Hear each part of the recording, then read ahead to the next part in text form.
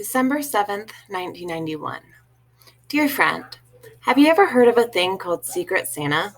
It's this activity where a group of friends draw names out of a hat and they are supposed to buy a lot of Christmas presents for whatever person they choose. The presents are secretly placed in their lockers when they're not there.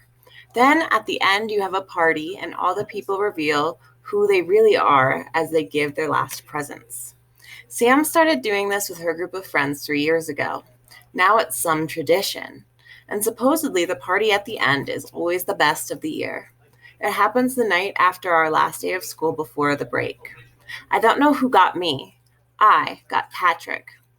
I'm really glad I got Patrick even though I wished for Sam.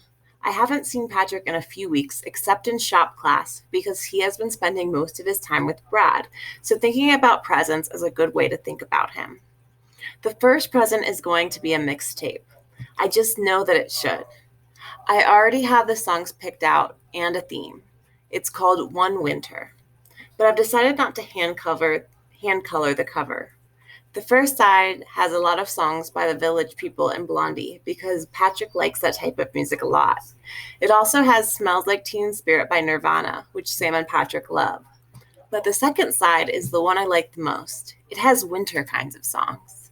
Here they are: Asleep by the Smiths, Vapor Trail by Ride, Scarborough Fair by Simon and Garfunkel, A Whiter Shade of Pale by Procol Harum, Time of No Reply by Nick Drake, Dear Prudence by the Beatles, Gypsy by Suzanne Vega, Nights in White Satin by the Moody Blues, Daydream by Smashing Pumpkins, Dusk by Genesis before Phil Collins was even in the band, MLK by U2, Blackbird by the Beatles, Landslide by Fleetwood Mac, and finally, Asleep by the Smiths again.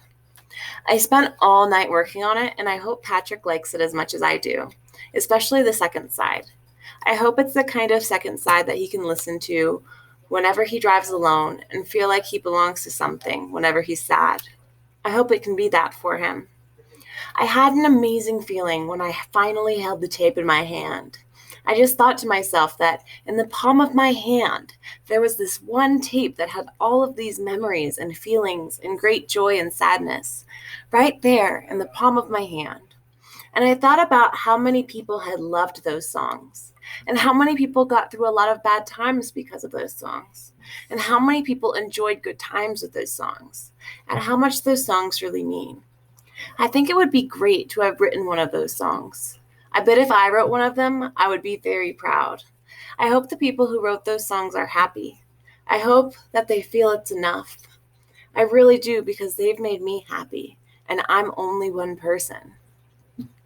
I can't wait to get my driver's license. It's coming up soon. Incidentally, I have not told you about Bill in a while. I guess there's not a lot to tell because he just keeps giving me books that he doesn't give to his other students, and I keep reading them, and he keeps asking me to write papers, and I do. In the last month or so, I have read The Great Gatsby and A Separate Peace.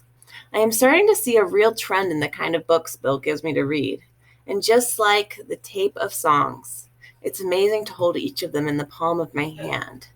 They are all my favorites, all of them. Love always, Charlie.